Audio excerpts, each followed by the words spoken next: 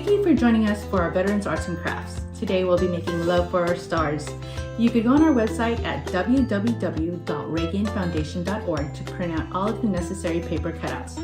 For this activity, you're going to need scissors, glue, and the cutouts of the stars and hearts. So let's get started. Grab your heart cutout and start gluing the stars all around the heart. You can create your own design by adding your personal touch.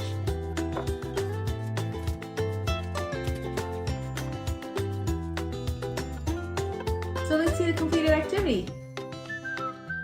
You can hang the love of our stars on your door or your window for everyone to see.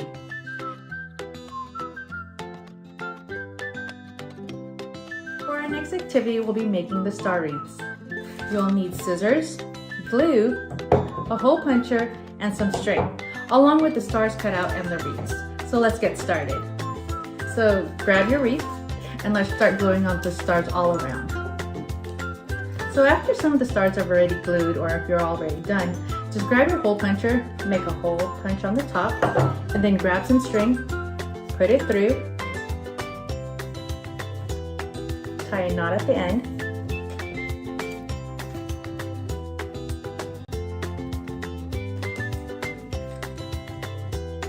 so let's see your star wreaths.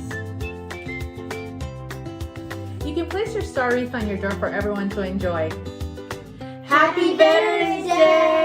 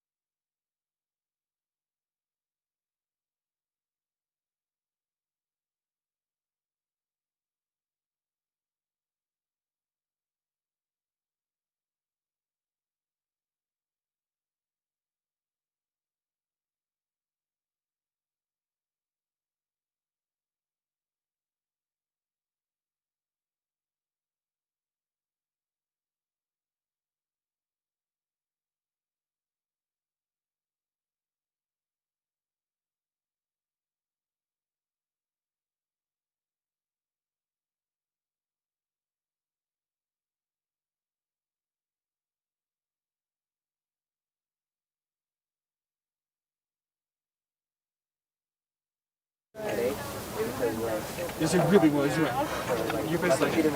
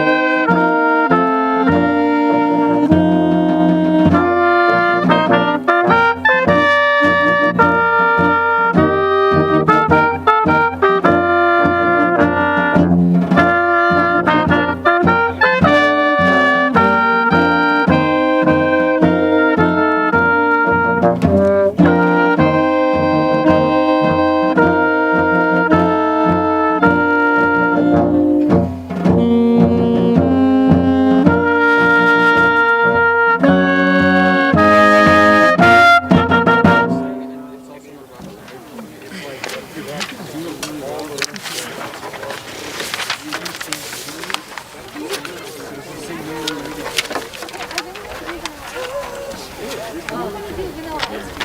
is like the only song.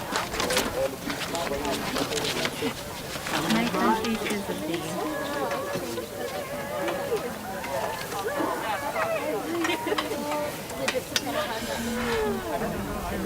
That's literally the only reason I So okay, this is useless.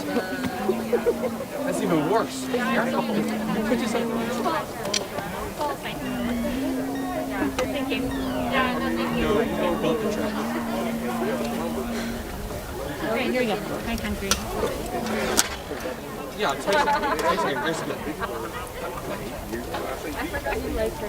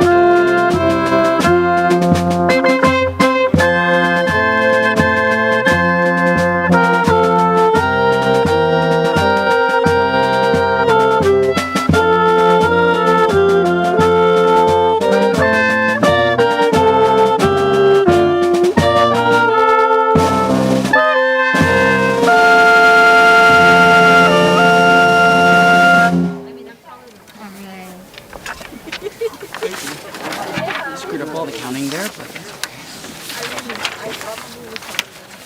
okay. You waited out the phrase, and that's what's important. Didn't jump in the middle. Yeah. I was like, I've been counting for way too long, haven't I? I had no idea what her high blood Whoa, that is so rude. What the heck? I love that song. Who is TikTok? Oh no! Oh no! Let me continue for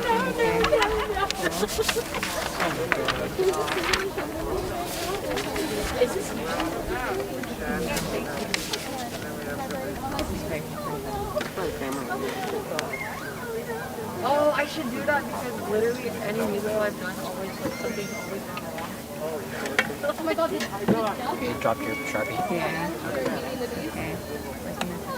Okay.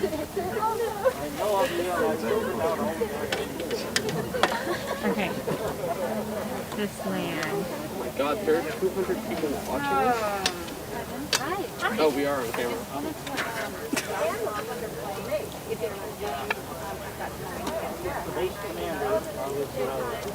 Okay, I'm gonna go inside. I mean,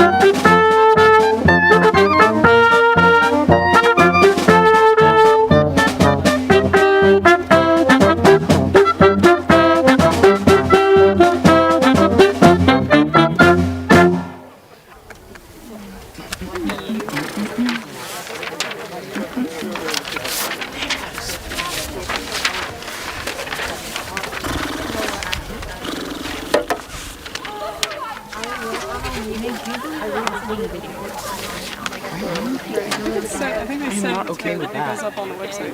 And I was speaking to him. I was speaking to him. Where is it though? And Oh, Johnny there's a camera for it. marching home. I found it. Oh my gosh, none of my stuff Found the is camera. over anymore. Yeah. I was like, no. There it is.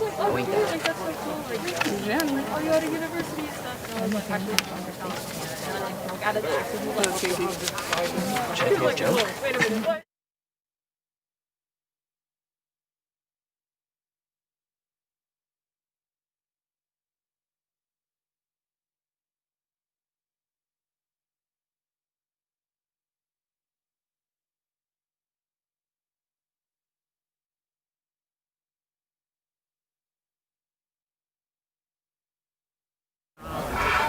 Figure it out. If you see this, stop like Okay.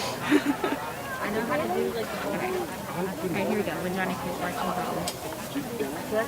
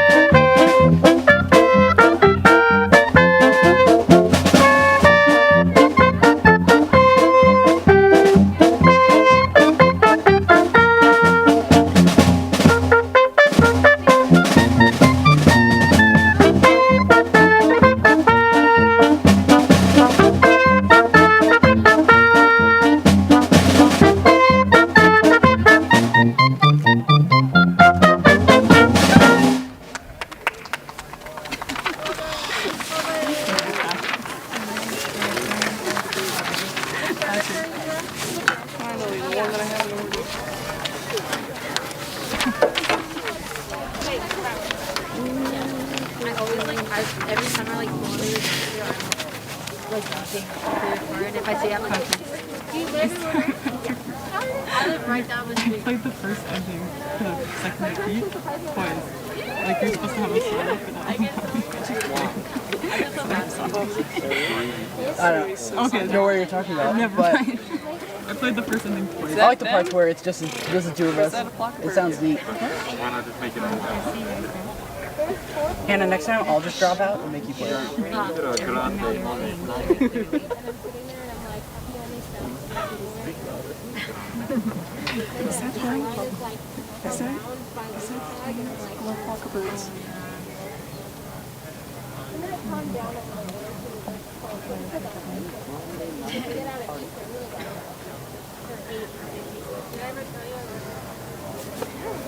I believe it. I feel like you'd be a good barista.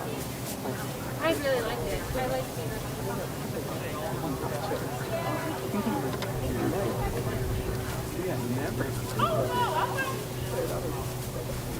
Okay, here we go.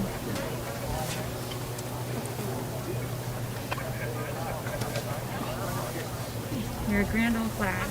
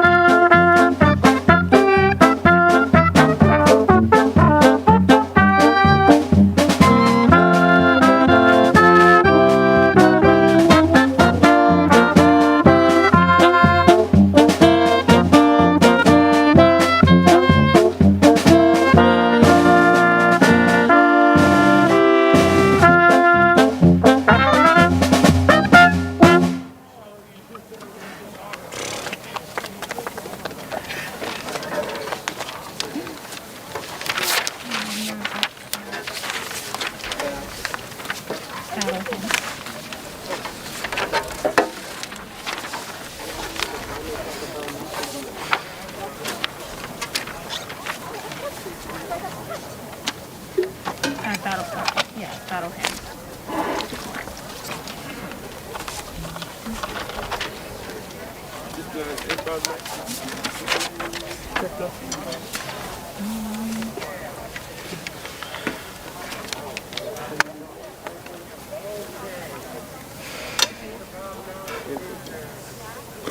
Here we go.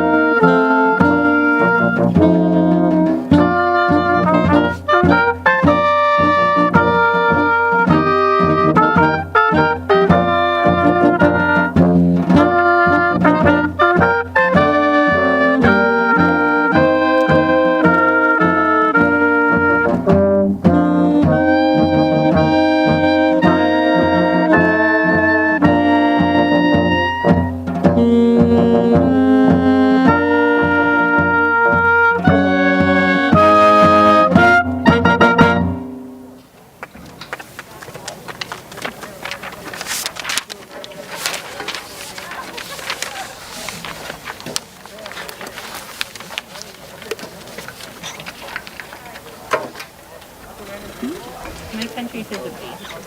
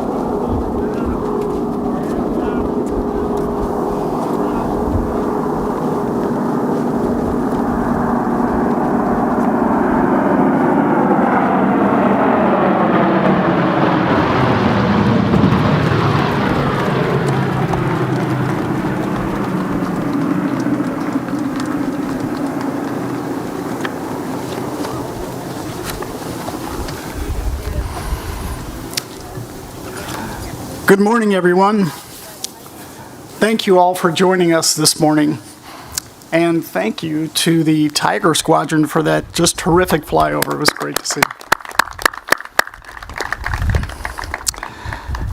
As I'm sure you all are aware, the Reagan Library unfortunately had to close its doors to the public earlier this year due to the coronavirus pandemic. No news to you. To this day, we're still not sure when we will be allowed to reopen the Reagan Library.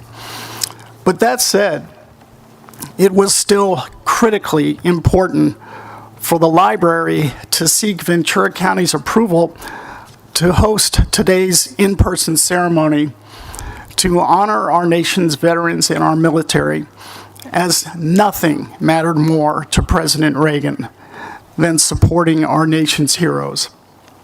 While we succeeded in convincing the state of California that Veterans Day simply had to be honored here today, for health and safety reasons, the size of our audience had to be limited to no more than 100 people. That's okay. Had the state limited today's gathering to only 5 or 10, we'd still find ourselves here this morning.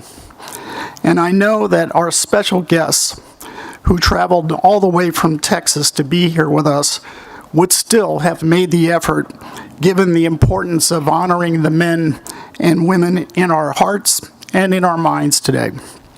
For those joining us virtually, hello. Those online this morning, and there are thousands more who are joining us alongside each of you online. Thank you for spending your time with us this morning. Before we begin, if you would, please join me in thanking Royal High School's Wind Ensemble and the Santa Susana Advanced Women's Choir and Abbey Road a cappella group for such a great socially distanced beginning to this morning's program.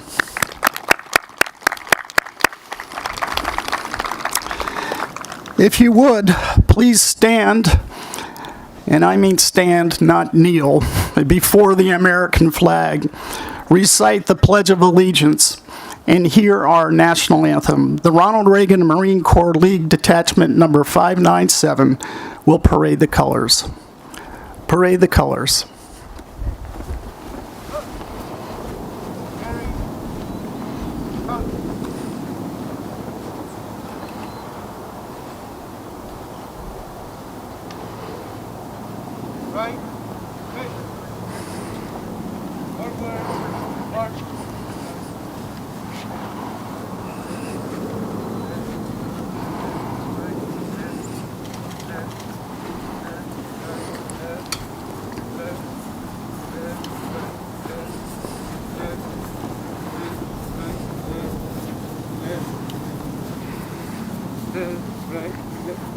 March time, march, detail, halt, left, hey.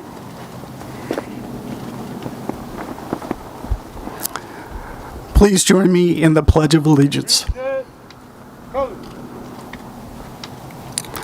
I pledge allegiance to the flag of the United States of America and to the republic for which it stands, one nation, under God, indivisible, with liberty and justice for all. Oh, say, can you see by the dawn's early light what so proudly we hailed at the twilight's last gleaming, whose broad stripes and bright stars slew the perilous fight, o'er the ramparts we watched were so gallantly streaming, and the rockets were glad, the bombs bursting in air, gave proof to thy light that our flag was still there.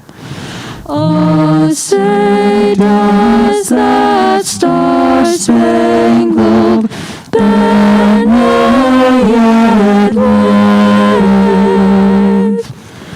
o'er the land of the free,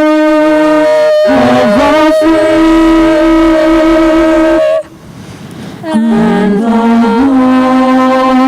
home of the brave, home of the brave. Retire the colors. Recover.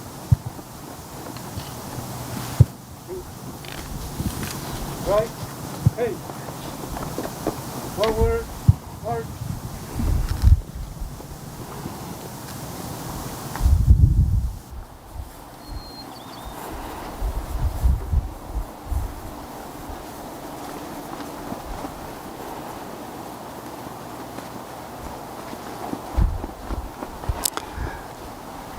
Thank you. Please be seated.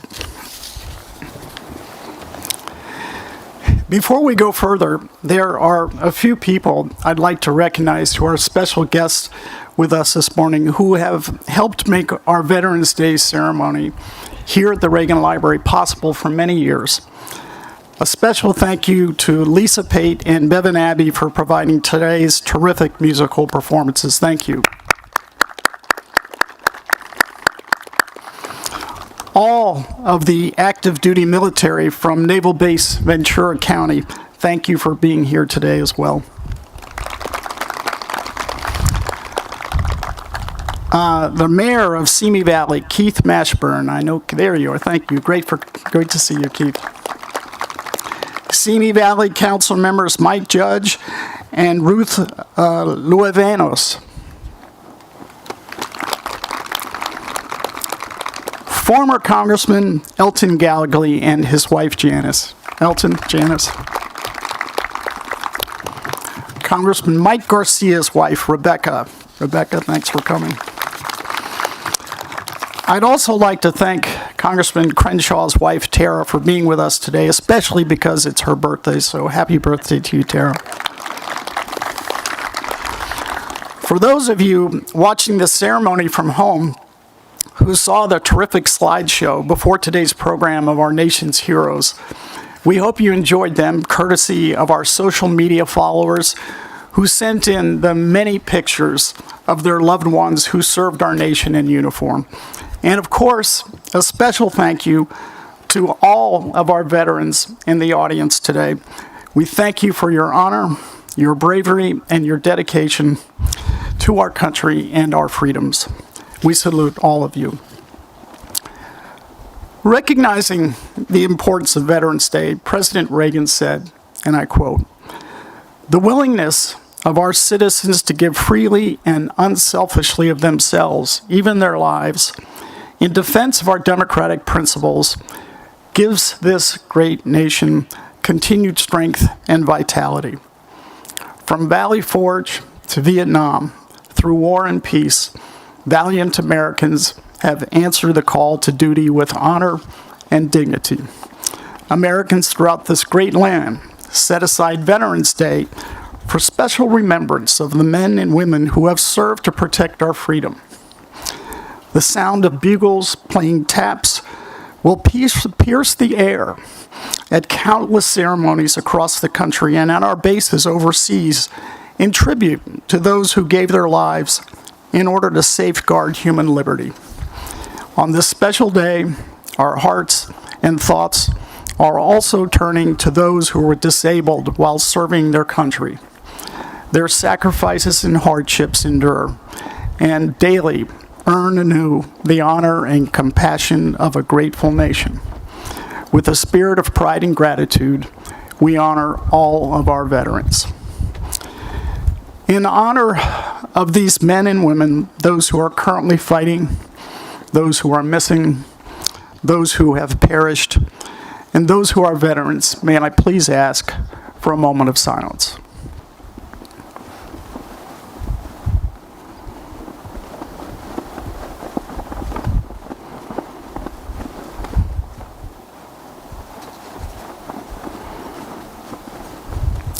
Thank you. And on to today's program. In May of this year, Mike Garcia was sworn in as the representative of California's 25th Congressional District, which is home to the Reagan Library. We could not have been more pleased with that election because, like Ronald Reagan, central casting could not have found a more dedicated patriot to represent our district. This highly decorated United States naval officer and leader served his country with distinction and became known as one of the most talented fighter pilots in the United States Navy. We are delighted to have Mike with us today. Congressman?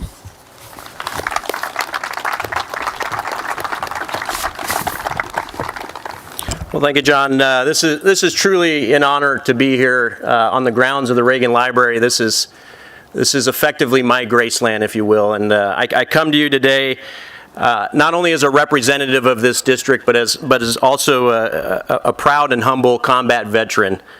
And it's great to be here with my friend Dan Crenshaw, who's also a fellow warrior, a patriot, and also a citizen legislator now with me in the halls of Congress. So Dan, thank you for making this trip out here and joining us on this special occasion.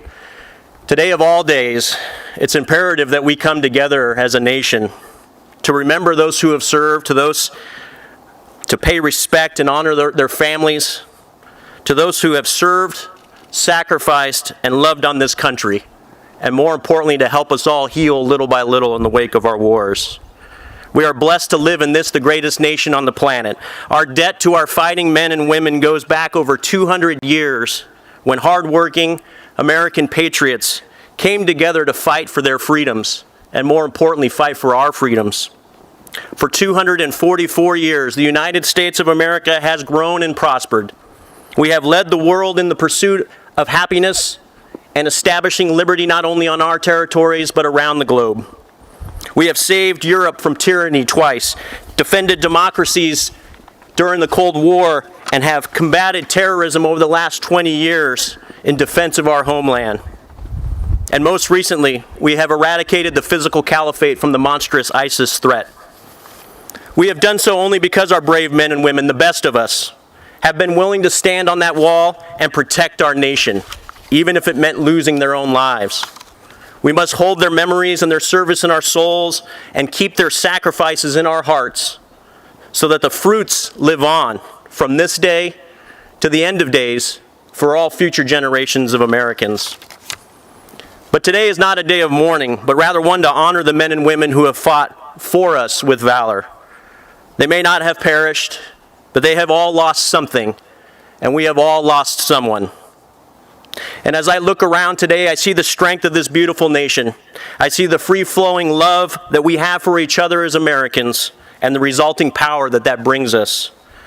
The power of patriotism flows in our veins, and it's a shared blessing between countrymen. And it's the ultimate deterrent against those who threaten us. It really is Reagan's peace through strength, derived by the people and on the back of our troops. And unfortunately, in these divided times, there are those who have lost hope. There are those who question the resolve of this country, question the purpose of this country. They question whether or not there are any real heroes left. And to those folks who question us, I say to them, look no further than the men and women in uniform today who have solemnly sworn to carry on our legacy and secure our future. And while our nation is currently laden by the drag of internal strife, these men and women are the watchmen protecting us from the bears just outside of our tent, both within our borders and overseas. These bears, those who threaten us, are well served to not ever underestimate the resolve and lethality of our military service members. Fearing our enemies is natural, but we must collectively have the courage to overcome our fears and overcome our enemies. We overcome through courage, and we overcome through action. Whether it's a hostile military or a terrorist threat, or today a virus that we can't see, we must not forget that we are Americans, and we don't lose.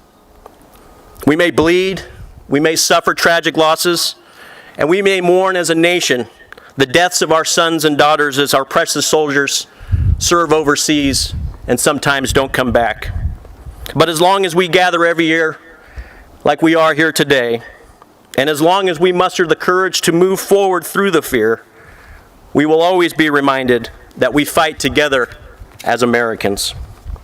I'm reminded of a famous quote by John Stuart Mills where he eloquently states that war is an ugly thing, but it's not the ugliest of things.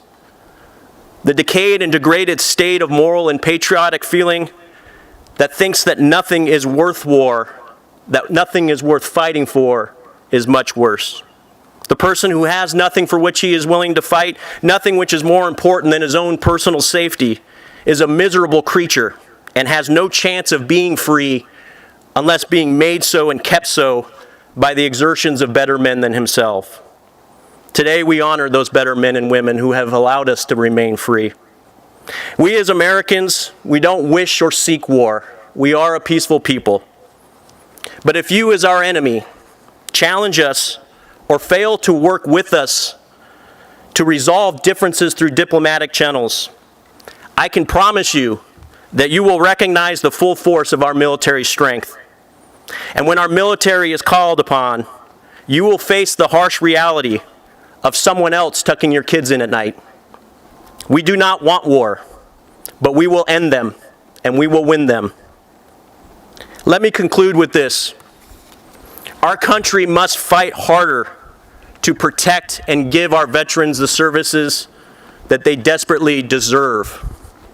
My goal as your congressman is to have the VA provide the resources and programs not only to the veterans but also to their families. You should not have to call your member of Congress to get help with the Veterans Administration. We will fix that, and I'm 100% committed to doing so. May we all embrace the brave warriors that have sacrificed so much so that we can remain free. And may we as a nation never forget the meaning of the color red on our glorious flag, a reminder of the courage and the blood and lives lost in defense of this beautiful nation.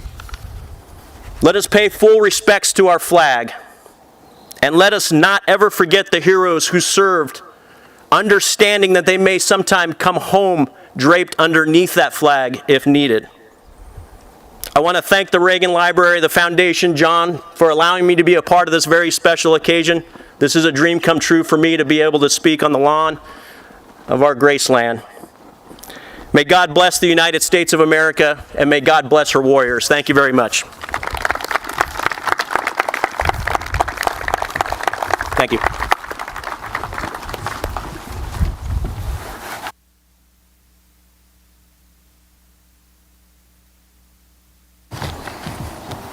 Thank you so much, Congressman Garcia. Great to have you here today.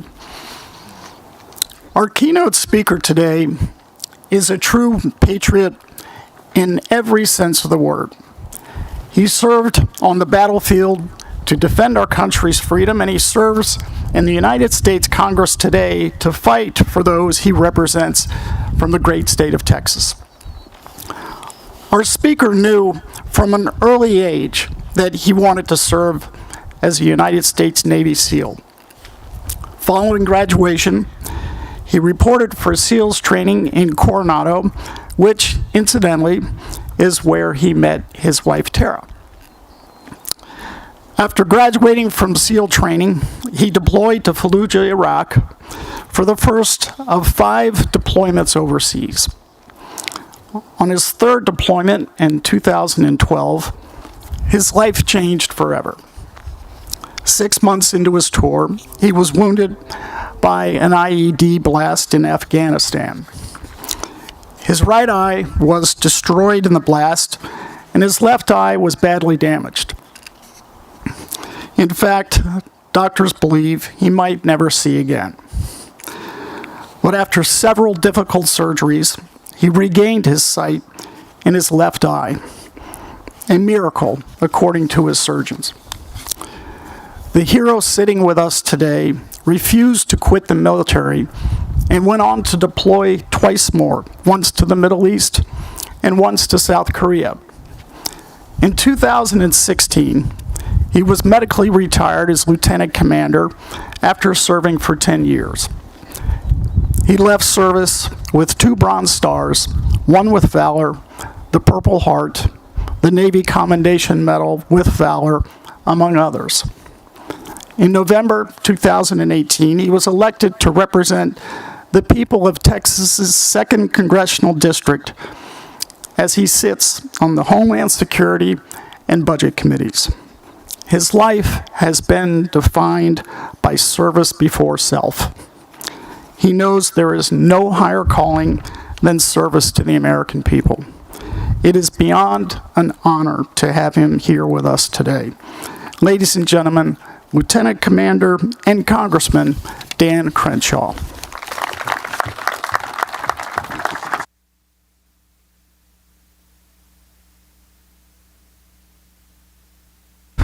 Thank you all so much for that warm welcome. Thank you, Mike, for being here. I appreciate the hospitality in your amazing district. John, thank you for letting me be here and speak to this amazing group. Thank you to my wife. I want to say that, we're thanking veterans today. We're honoring veterans, but veterans' families really go through more hardship than you can imagine. My wife would certainly remind me of that. And they're the real heroes. They sit back while we're on deployment doing what we love, but not knowing what kind of danger we might be in, what kind of sacrifices might await us. So thank you all for being here. And of course, thank you to the wonderful men and women who work at the Reagan Library for their dedication, their hard work, and their hospitality. It's been absolutely incredible, and it's such an honor to be with you all on Veterans Day. It's an important day for the obvious reason, right? To honor our vets. Honor their sacrifice of their families, to tell them that we not only thank them for their service, but that we will never forget. But see, that's just the start. It seems to me we have grown accustomed to the ritual of thanking our veterans, and this is a good thing, no doubt. But I worry that we have also grown forgetful about the principles those same veterans stand for. I think on this Veterans Day, it might be worth remembering what it is veterans fight for in the first place. And of course, it's this. It's all of this. It's all of you. And not just the beautiful hills you see here. America is much more than her physical landscapes, as majestic as they are. It's the American spirit, this great American experiment. America is the greatest idea in human history. A republic, constructed upon the principle that government exists to protect your God-given rights. America is your freedom to speak freely, your freedom to pursue your happiness, your freedom to take risk, unburdened by the whims of a select elite few in government bureaucracy. Preserving the legacy that is the American spirit is no easy task. Though we pretend it is self-sustaining, in fact, it is not. President Reagan famously warned us that freedom is never more than one generation away from extinction. I think there are many who rightfully fear that that moment is closer than we might have imagined. It's surprisingly easy these days to lose gratitude for the miracle that America is. Easier for many to embrace self-pity, resentment, and envy of another. It's always easier to demand more of others than it is yourself. Easier to feel like a victim instead of a victor. Accountability and personal responsibility are hard things, after all. Maybe it's here that veterans have something to teach us. So on this Veterans Day, I'll give you 5 lessons that we can learn from our veterans. These are 5 lessons in fortitude. Number 1, seek perspective. When I was hit by an IED in 2012 in Afghanistan, I was left blind for weeks. I was unsure if I'd ever see again. My doctors certainly did not think I would see again. This was perhaps the hardest physical trauma I'd ever dealt with. But it wasn't the hardest thing anyone had dealt with. Many of my teammates had paid a far greater price. Many Gold Star wives, my dear friends, were still without their soulmates. I laid there and I thought of my own mother, a young woman in her 30s with 2 small children who battled cancer for 5 long years before she lost that battle when I was 10. She didn't partake in self-pity. She dealt with her suffering with grace, humor, and grit. See, there's a hard truth that we must live by. Whatever you're going through, you've probably been through something harder, so you can deal with this too. And if this is indeed the hardest moment of your life, then consider this truth. Someone else has dealt with something harder, and they dealt with it better than you are dealing with it now. This is perspective in the most fundamental sense. And this seems like an especially important lesson in the year 2020. Times are hard for many this year, no doubt about it. But if we are being honest, this is not our country's darkest times, far from it. It behooves us to put our hardships in perspective. From perspective comes gratitude, and from gratitude comes hope, and from hope comes perseverance. We are a people that does not wallow in despair, but overcomes. And we do so because there is no other choice. Lesson number 2, do something hard. Modern society has fooled people into thinking the purpose of life is to end all suffering. Make all hardships go away. Seek comfort and pleasure as if these things are the ultimate goal, as if living your best life is nothing more than indulging in the pleasures of modern times. Many in our country have come to believe that what doesn't kill you makes you weaker. There is a belief that all opposing opinions are harmful to one's health, that safe spaces must be sought out to protect you from harm. But this is not true. The best things in life must be worked for. They must be sacrificed for. The truth is that suffering must not be avoided, but embraced. It is unavoidable, after all, because we live in the real world, not the world we wish were real. Veterans, and the vast majority of Americans, for that matter, know there are no safe spaces in the real world.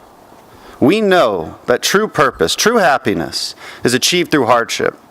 We know that in order to live your purpose, you must challenge yourself willingly. For the hardships that are imposed upon you, well, you must embrace the suck, as we say in the SEAL teams. You embrace it because you have no choice. You tell yourself a story of overcoming your hardships, not falling victim to it. There's value in our suffering. You punish yourself in the gym because it makes you stronger. You put in extra hours at work because it makes you more competitive. You train longer, you wake up earlier, and try to be kinder to those you might despise. These things are good because they are hard. You overcome your pain because to do so builds character. It builds fortitude. So do something hard. Lesson number 3, no plan B. In BUDS, the 6-month basic training that SEALs go through to prove themselves worthy, the only men that make it are those who never gave themselves a choice. This is a deeper concept than just not quitting. It is living according to the purpose, according to the mission that you set out for yourself. Those who ring the bell 3 times to signal that they have dropped out of training, they gave themselves a choice. They allowed themselves to have a plan B. Now, I don't mean plan B as a contingency. Everyone has a backup plan, or at least you should. If you want to be an artist, but you can't paint, and you change career paths as a result, I don't think that makes you a quitter. Quitting is something that happens deep within, when you know you gave up on the best version of yourself. It happens when you don't live according to the purpose, according to the mission that you knew that you could. Purpose is your plan A. It's giving 110%. Plan B is cutting corners. Plan B is doing just enough to get by. Plan B lands you in mediocrity, but living Plan A elevates you above your current self. The comforts of modern society allow many of us to make those excuses, to live a lesser version of our best self. We must avoid this temptation and live with no Plan B. Lesson number 4, the right sense of shame. In the SEAL teams, we often say, don't be that guy. This means exactly what it sounds like. Don't be the guy who forgets the right piece of gear on a mission. Don't be the guy who is late to muster. Don't be the weakest link. Others' lives are depending on it, so it's a pretty important principle to live by. Shame is good. Shame is accountability. Shame means you actually feel bad about your shortcomings instead of lazily accepting them. Too often these days we become obsessed with living our own truth. Our institutions, instead of forming our future generations into tough, courageous Americans, have instead sought to coddle our youth. Tell them they are never wrong, never in need of self-improvement. Self-esteem becomes a goal in itself without consideration for virtue or moral strength. But here's the hard truth. None of us are fine the way we are. And that's okay. We all have work to do. But that work will never get done. We will never hold ourselves accountable. We will never know what to strive for if we do not feel a sense of shame when we have done wrong. Lesson number 5, a sense of duty. The whole point of feeling shame is not just to make you feel bad. It is to pave the way for doing what is right, to live with duty. In the military, the concept of duty is so deeply ingrained that it becomes self-evident. One does the right thing because it is the right thing. End of story. To do otherwise is to betray your flag and your teammates. Sure, there are orders, rules in place to direct one's actions. No one is perfect, after all. But for the most part, this sense of duty must be self-actualizing. You have a duty to ensure your gear is squared away, your batteries charged, your magazines loaded. You will not be the weakest link. This has practical value, but also deeper moral value. To be a dutiful citizen is no different. At least it shouldn't be. We should strive to do the simplest of things right. Be on time, work hard, do what it takes. Help our neighbors before demanding that government does it for us. This has always been a key pillar of American exceptionalism. Pope John Paul II, St. John Paul II, for you Catholics in the audience, said that freedom consists not in doing what we like, but in having the right to do what we ought. Fundamentally, what does this mean? It means that our country, our great republic, is centered around this concept of a dutiful citizen. Freedom is not unbridled hedonism. It is ordered liberty. Only a moral, dutiful people can be trusted with freedoms. Otherwise, we are nothing but a society in turmoil and chaos. Laws can be enforced after they are broken, but it takes a good and moral people to avoid breaking them in the first place. And a proper sense of duty comes from a proper sense of moral truth. In the House of Representatives, the words "In God we trust" are inscribed above the chair of the Speaker of the House. Our laws, our country's founding, were based in absolute truth, derived from God. This anchors us, and it's more important than I think people realize. We avoid duty, we avoid truth at our own peril. Our society, our country cannot survive an increasing number of citizens that wish only to survive off the work and ingenuity of others. We have a duty to be stronger citizens if our great American experiment is to survive. And veterans have long sought to protect these values, to impart these lessons, because American values aren't necessarily self-sustaining. Personal responsibility, mental fortitude, moral truth, gratitude for our nation, liberty to pursue our happiness, these things must be taught and passed down. Our institutions must rediscover their purpose in molding our future generations instead of simply reflecting the emotional whims of a restless youth. We can only embark upon such a journey if we rediscover some gratitude for the foundations that make our country the miracle that indeed it is. This place, this idea, is built upon the greatest ideas that humankind ever had. From Jerusalem, we learned moral truth. From Athens, we discovered philosophy and reason. From Rome, the rule of law and the structures of a republic. And from London, the first elements of the free market, common law, and the revelation from the Magna Carta that even kings must be subject to laws. And we wrote these ideas down in Philadelphia. This grand experiment has created more good and more prosperity than any other in human history. Our story is unparalleled. It is one of true exceptionalism. It is why Reagan called us the last best hope on earth and paved the way for us to live up to that hope, to persevere. And I think we can. I think we must. I think the next century will be America's best and brightest if we only believe it is our duty to live up to our greatest ideals. God bless you. God bless our veterans, and God bless our great country. Thank you so much.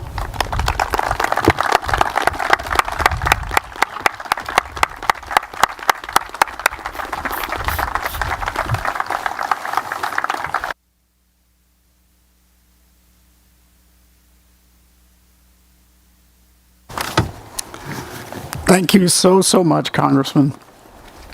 Well, now it's time for my favorite part of the program, where we recognize all of you who are here today representing the different branches of our military.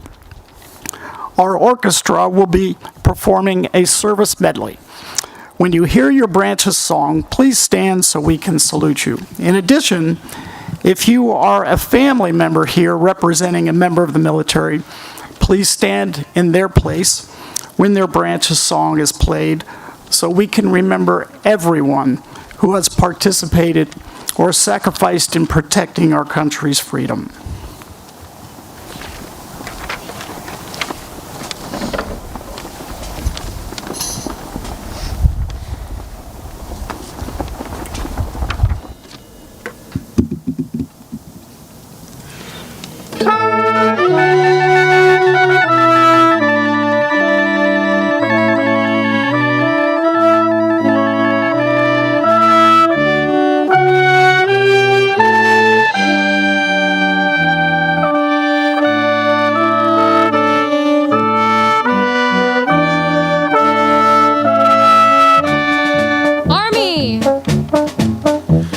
To fight for the right and to build the nation's might, and the army goes rolling along. Proud of all we have done, fighting till the battle's won, and the army goes rolling along. Then it's hi, hi, hey, the army's on its way. Count off the blessings loud and strong. 2, 3, 4, hop, 2, 3, there we go. You will always know that the army goes rolling along. Marines! From the halls of Montezuma to the shores of Tripoli, we will fight our country's battles in the air, on land and sea. To survival, right and freedom, and to keep our honor clean.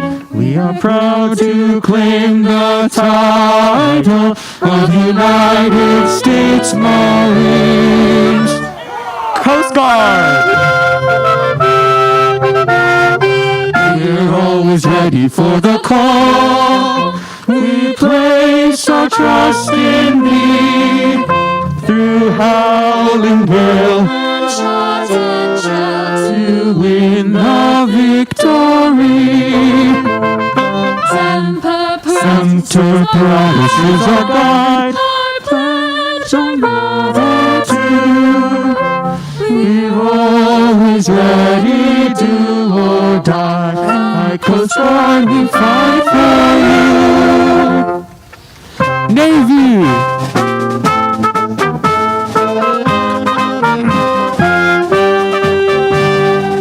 Anchors away, my boys, anchors away. Farewell to college joys, we sail up with of day. Last night was sure, hail to the throne. Until we meet once more, here's wishing you a happy voyage home. Air Force! Off we go into the wild blue yonder, climbing high into the sun. Here they come, singing to meet our thunder. Atom boys, give 'em the gun. Down we dive, fighting our flames from under. Off with one terrible roar. Down in flames, as I thickens up the U.S. Air Force.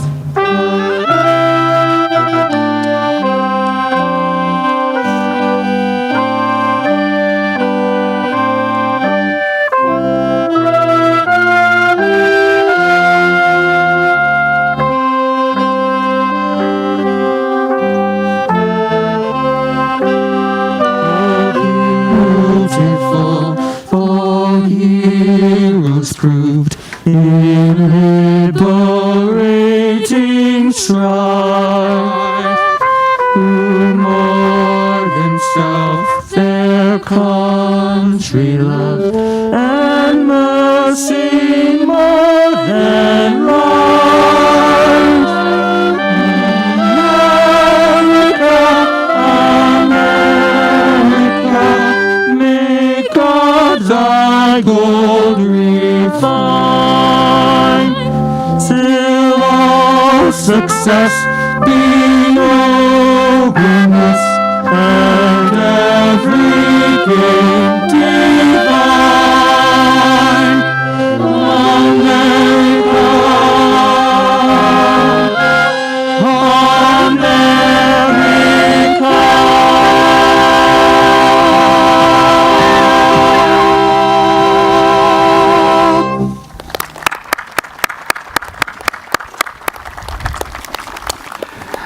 Before we conclude today's program, I want to remind all of you here today, and all of you watching online, that Congressman Crenshaw has written a terrific book called Fortitude, American Resilience in the Era of Outrage. It's a roadmap for more resilient American culture and an advice book for finding the strength to deal with everyday frustrations and difficult challenges. For those of you sitting with us today, Congressman Crenshaw has agreed to sign copies of the book for you. He's going to be signing them right here in front of where this podium is. For those of you watching online, he has been kind enough to pre-sign a number of books, and if you go to our online store at reaganlibrary.com/store, you can purchase one of his pre-signed books. To everyone watching here and online, we hope to have the Reagan Library's doors open once again soon, and we hope to see you here when we do. Thanks to all of you for being with us here this morning. We will conclude today's program with the playing of God Bless America. God bless you, and a happy Veterans Day to you all.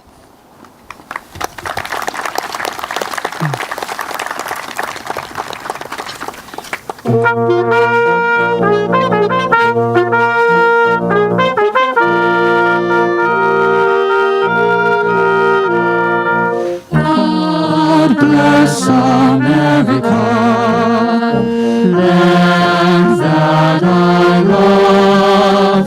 Stand beside her and guide her in the night and the light from above.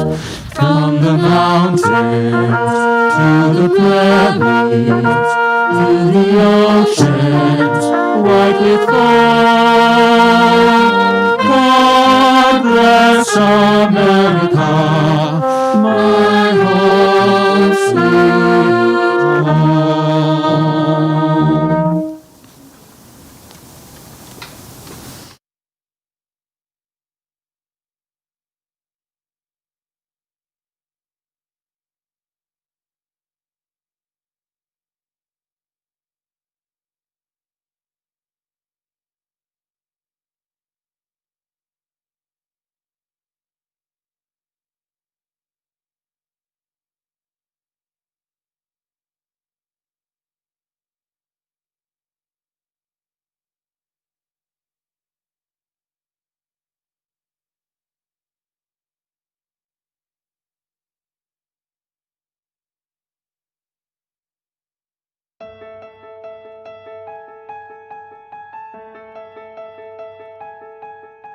We are all honored by the presence of all the veterans of America's greatest generation, both military and those who served on the home front. I also want to thank the families of our men and women in uniform for your sacrifice and your support. You maintained the home front and kept the faith even during the darkest days. With the veterans of World War II, as with all wars, every face has its own personal story.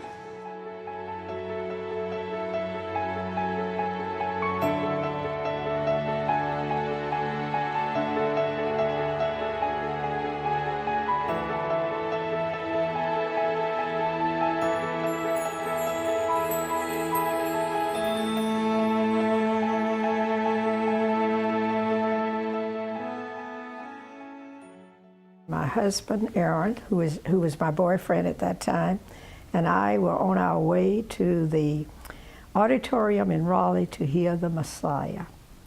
And when I heard a radio, in those days people only had radios, as we were walking down the street, Pearl Harbor has been bombed, I almost fainted.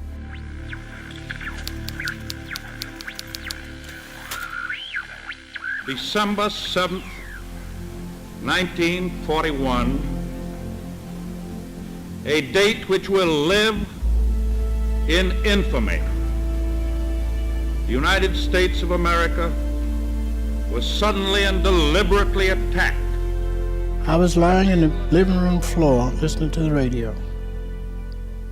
But when they say the Japanese had bombed Pearl Harbor, to me, who's Pearl Harbor? You know, where's Pearl Harbor?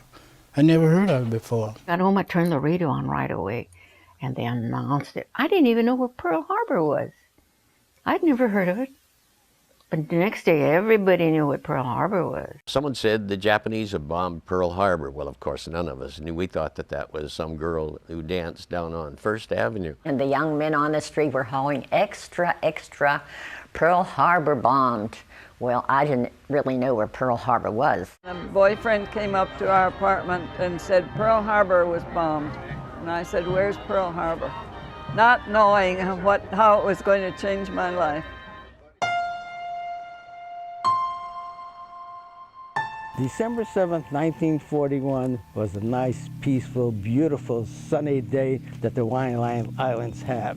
And I was in a mess hall having my breakfast like anybody else. That's when all of a sudden the activity started.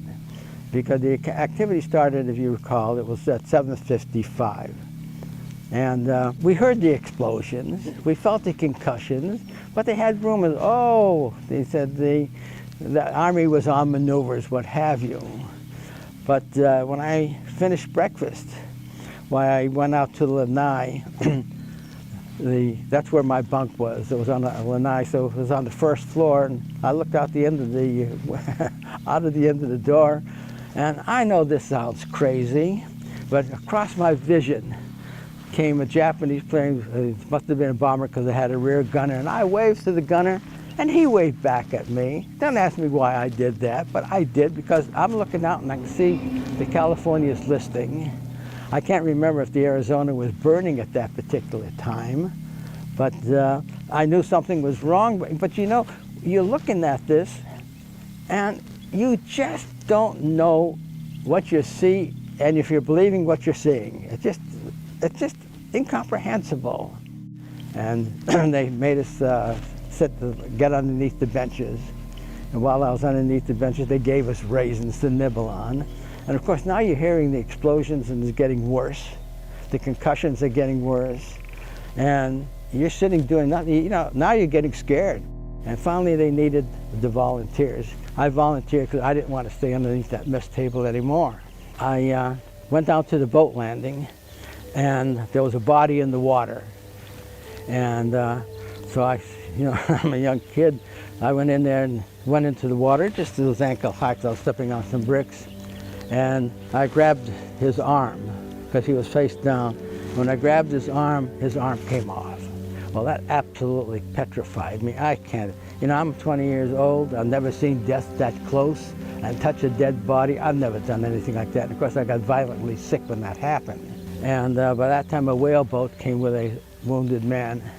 And so I helped the man. He was about, I would say 6 feet tall, about 180 pounds. He was bigger than me because I was just a wimp at 120 pounds at the time. And he could barely walk, but I got him into that fireman's carry and half dragged him with his own help. He tried to tell me that he was in the water and he thought that he had choked on burning oil. And I got him to the dispensary, and right as I brought him in, at the corner of the patio was a crater where a bomb had hit, but thank goodness it never went off. The main attack, the cacophony of noise that was going on, why, it was absolutely deafening. And again, it was so unreal that you just didn't realize what the heck was going on. We're just dumb sailors, you know, we say yes sir and no sir, and we have nothing to do with what Washington's going to do, so we're just doing our duty, and we didn't know we were going to be attacked. And even if we knew we were going to be attacked, we didn't have the defenses to defend ourselves anyways. No one ever realized that America would be attacked. At least as a kid, I never thought about it. And all of a sudden we were attacked. And then I guess the patriotism of everyone came to the fore, and everyone was all gung-ho to get after these attackers. Well, I got a little notice in the mail. And they told me that I have been selected. They sent me a draft notice, and be darned if I was going to go carry a rifle. I enlisted in the Air Force. Already the ads were up for women to join the Women's Army Auxiliary Corps, WAAC. It wasn't even regular Army. I volunteered. I wanted to get in the Air Force. I wanted to fly a P-51. And did you? No. I ended up being a gunner. At that time, nurses had to come through the Red Cross. And so we went to the Red Cross headquarters in San Francisco and signed up. So I thought, oh, I gotta go, I gotta do something too. Every studio, every individual, and I've been with the writers, directors, producers, executives, cameramen, everything, they wanted to volunteer their services, and immediately a lot of the people enlisted. Why did I join the service? I had 5 cousins in the military, Navy. My brother was the older brother was in the Navy. My father was in the Merchant Marine, and we all wanted to serve our country and fight for the freedom of the country.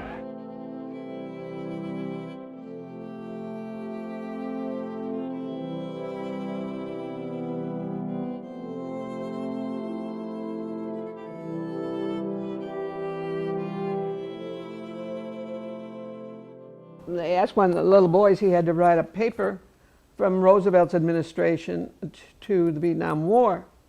She said, go talk to a veteran. So he said, where would I find a veteran? He said, go see Mrs. Coy. He comes over to me, he said, mouth wide open, you were in the war? Yeah, I was in the war.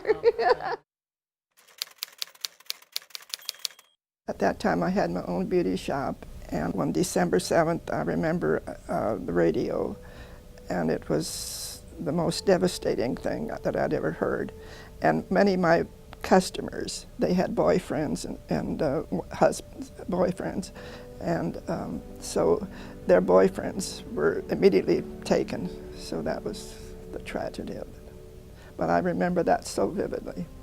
That's the day that changed my life. So many of the young men were leaving town, and so of course I was very, very interested in joining because I wanted to help my country too. December 7th, I was riding down Lakeshore Boulevard with my fiancé, and we were talking about, he said, I've got to go, I'll be going on active duty.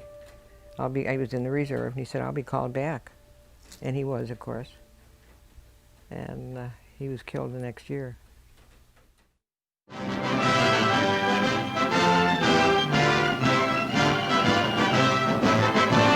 Women of the United States Army Auxiliary Corps, a volunteer organization recruited to relieve men for combat duty, now become a part of the regular Army. Before their commander, Colonel Hobby, they take the oath of allegiance as regular soldiers. serving in hundreds of jobs, such as chauffeurs and cooks, telephone operators and typists. They're relieving thousands of men for service at the front. I was 28 years old. They took no one younger. One of my friends was 40.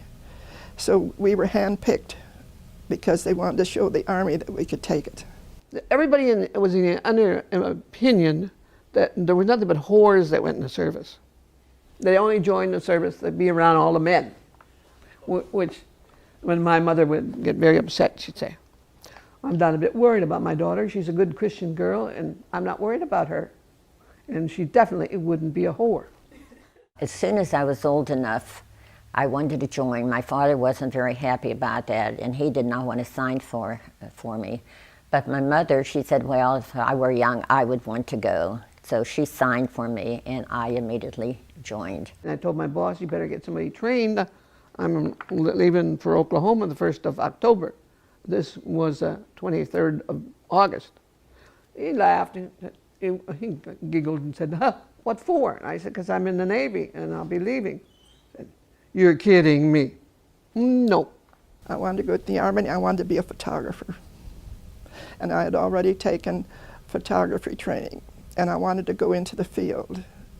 I just didn't want to be in an office. I wanted to go into the field. And of course the Commandant didn't open up the Marine Corps until 1943 for us. So I was standing at the door when he opened the recruiting office, and was sent Christmas Eve to New Year's Eve to Camp Lejeune, North Carolina for boot camp training. Camp Lejeune wasn't ready yet for the girls. It was the very beginning. They just started taking girls in February 13th, 1943, and I joined April 7th, 1943. We were the first group that went through as far as the women Marines were concerned, and they weren't too easy on us. But we had a lot to learn, and so did they. So we learned together. We worked right alongside the men, and we were so busy. And we worked night and day and night and day. And they wanted to get the girls trained, so the boys, you know, they could replace the boys and they'd go out. I joined the Army at Camp Callan. In those days, nurses did not have basic training or anything. You went to work, and we worked 12 hours. And we'd take their pictures when they come in on the field. And then if there was a casualty, we were also crash photographers. So then when there'd be a crash and a casualty, we'd pull the negative and we develop it and send it to their parents. And I developed it with tears many times. But there were more, the people don't remember the casualties that happened in the States while they were training. They think all the casualties happened overseas. But many, many casualties happened here in the Second World War. I operated a stenotype and took testimony from GIs that were trying to get out of the service on difficult situations. Oh my gosh, I aged 10 years from all the stories that I heard, and I couldn't believe that things like that were going on. So it was quite interesting as far as I was concerned. My official classification was cryptologist. But you were never allowed, you were sworn to secrecy, you were never allowed to tell anybody what you did. I was trained to be a weather observer, a meteorologist, a journey weatherman. I worked with the Army forecasters that forecasted the weather. And I was trained there, and from there I was sent to England and France. Our colonel issued the nurses all a pair of fatigues, and everyone was given a carbine. And we learned to take them apart, clean them, put them back together again, and fire them. And as you know from the pictures, we practiced, and then we went to the rifle range to see how well we had been doing. And it's on my discharge papers that I'm a marksman. I was on an air base for 3 years. The planes never stopped flying in all those 3 years. We never, 24 hours a day. Can you imagine? Listening to the planes on a base 24 hours a day for 3 years. And you just wish they'd stay up there. I had laryngitis so bad, I couldn't even talk for 6 weeks. And every night the commander would send me over for another bottle of cough syrup, because that's all they'd give me. Well, anyway, my mother came to town and she said, my daughter has a fever and everything. You can't work. She calls up the commander and tells him, I'm not coming to work. I said, I'll get court-martialed. You can't do that. No, you're sick and you're going to the hospital. And they didn't ever do anything about it either. My mother. I became a sergeant. And so the boys used to bring me in apples, and they'd bring me in apples, and they'd call me Miss Sergeant because they still weren't used to the women. But I'll tell you one thing about the men, they, especially in Texas, too, we were their big sisters. And they said it was great for the Army to have that settling down. That we were just their big sisters, and they came to our barracks and would weep and cry many times. You know, they'd be telling their stories. And of course, there was always this feeling that they were there today and then gone tomorrow.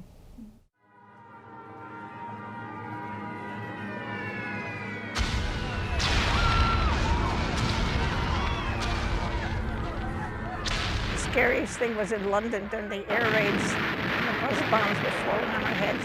I always say that's when I got religion. I always went to church and prayed, but I prayed harder. Because the air raids, the Buzz B-2 bombs that were dropping on our heads, they'd set the airplane off. And about 4 o'clock in the afternoon every day, the air raid would go off. And you knew the air raid was coming, and you just cringed. And everybody would go for the shelter, and I was afraid to go to the shelter. I had a fear that I was going to be bombed in and closed in the shelter. I would never go to the shelter. I worked hard. We were supposed to work 12 hours, but in our department, we couldn't say to the fellow, well, sorry, it's time to close shop, come back tomorrow, because maybe for some of them there wouldn't be a tomorrow. You see people die that you would, patients, you know, we'd work so hard to save.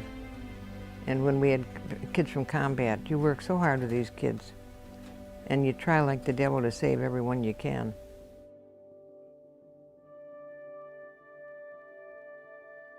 I was very shy, and I always seemed to be in trouble for some reason. My chief nurse told me one time when she had called me into the office that she was going to make a lady out of me if it was the last thing she did. She died the day I left. Now, whether she was successful or not, I don't know. Someone else has to give me that answer. My bunkmate at that time was a beautiful singer, and they used to have her, call her in to sing at the Officers Club in Santa Ana when we were stationed there. Well, I didn't have a pass the night that she was supposed to sing, this one. And so they brought the car to get her, and they put me in the trunk and put a tarp over me. And I got out the gate that way. That was pretty funny. We'd meet the boys at the Red Cross Club. I was always afraid because I was afraid they had a wife at home. They said it or didn't say it. In fact, when we knew the girls who worked in the office, staff, you know, we asked him to look up his records to find out if we liked him. That's great. You're friends forever. If you see another woman Marine, she's like a sister. It was a great experience. I was really, I'm really very happy to have been able to serve.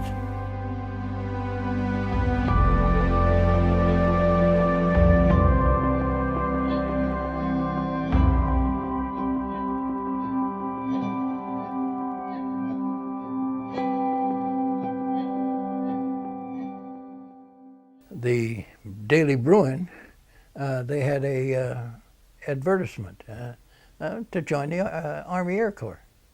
And I said, well, why the hell not? So I signed up for it, along with about 1,000 other kids, guys, and about 700 of us passed the test. It was kind of hard in those days. And passed the test, and then we went out to March Field, and we took a physical, and it was the Form 64, which is pretty thorough. And about 500 of us, 400 of us passed it. So it's time to swear us in. So they put your hand up, and swear that you'd be so. Welcome to the Army Air Corps. Well, about 3 days later, he called me up and he said, why don't you tell us you were colored?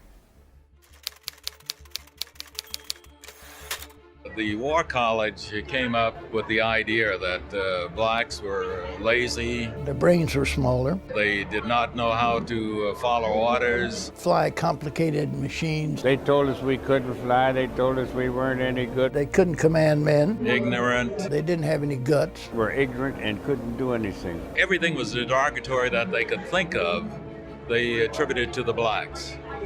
Of course, they didn't know me. With this War College study, the blacks were, in any future war, was going to be relegated to service positions. Laundry detail, cooks, bakers, working on roads and stuff like that. And the black leaders at this time, along with a lot of the white leaders, were instrumental in trying to assure the blacks going into the military they would be able to go in all fields of the military. Truman had worked hard to help get the Tuskegee Airmen started. Many people were never aware of his role in that, because when the NAACP, the Pittsburgh Courier, and the guy who was over the porters, I can't remember his name, were campaigning back in the late 30s to get blacks into the Air Force. See, they wouldn't take them into the Air Force because their same feeling of segregation was, this is the pattern in the country. And finally, they agreed that, okay, with all of this problem of dealing with you people trying to get into the service, we're going to open up a program